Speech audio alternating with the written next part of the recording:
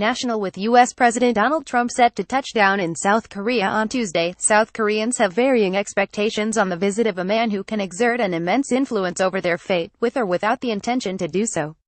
Many South Koreans that the Korea Herald spoke to hoped for one thing in common: that Trump's arrival in this once war-torn land where threats of war are part of everyday life would lead to an easing, not escalation, of military tensions with North Korea. John Happiam worried about what President Trump will say here and North Korea's possible military provocations that may follow. Park Jun-young, a 36-year-old office worker.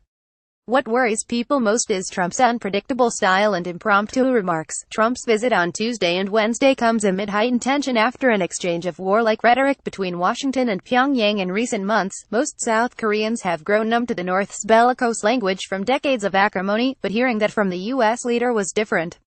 As Trump talked of fire and fury and threatened to totally destroy the Kim Jong-un regime, they have begun to take the possibility of war more seriously and fear the outcome of a possible miscalculation on the part of Kim or Trump. There should be no war, but I am a little concerned about the possibility of war because we don't know what they will do next if they cannot make sense of each other, said a 40-year-old officer worker, who only gave his surname Yang.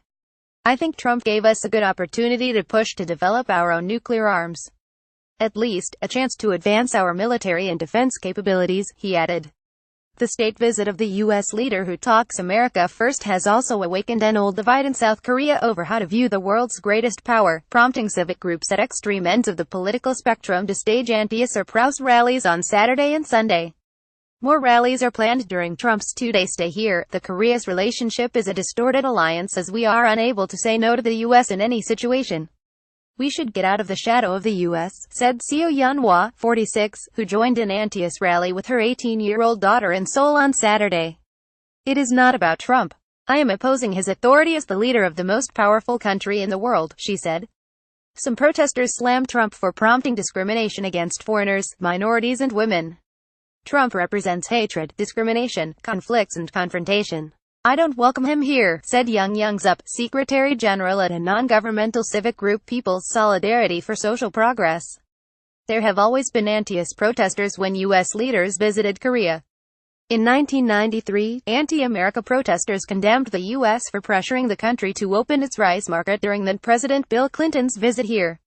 When George W. Bush, who referred to North Korea as part of the axis of evil, was here in 2002 and 2008, they blasted the U.S. for its hostile policies toward North Korea in negotiation of Korea's free trade deal, respectively. When Barack Obama came here in 2009, they took to the streets against the redispatch of Korean soldiers to Afghanistan. But the latest standoff between the North's Kim and Trump and the U.S. leader's controversial remarks and confrontational trade policy towards South Korea seem to have provided even more reasons for far-left groups to condemn the U.S. They demand Korea pursue a more independent foreign policy without being swayed by the U.S., believing that the U.S. is using the Korean Peninsula's continued tensions as an opportunity to sell its weapons and expand its clout over Asia.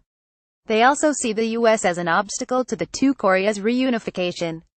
Only 100 meters away, pro-Trump and right-wing protesters welcomed Trump's visit here. We absolutely welcome President Trump.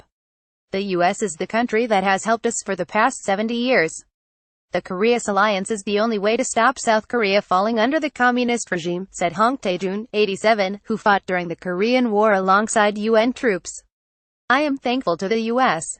Thanks to the U.S., we could develop our country, he said. I am sorry to North Korean people suffering from poverty and hunger under the Kim Jong-un regime. Kim is a dictator. In the eyes of protesters, mostly influenced in the aftermath of the 19,501,953 Korean War, the U.S. is not only a symbol of the liberal democracy they have fought for, but also the savior that rescued them from North Korea's brutal communist rule and poverty. South Korea received official development aid from foreign countries totaling about $13 billion, which contributed to Korea's economic rise from the ashes of the war. The U.S. was one of the biggest donors. But the opposing rallies drew a lot less people than expected. Many citizens who walked past the protesters respected their freedom of expression, but distanced themselves from the messages. I think both anti-US and pro-US protesters are too radical, Oh Yeonji, 33, said near the protest scene on Saturday. Many citizens here view both movements as radical and they largely believe that the Korea-US alliance is still vital for Korea to combat the communist regime's growing nuclear and missile threats.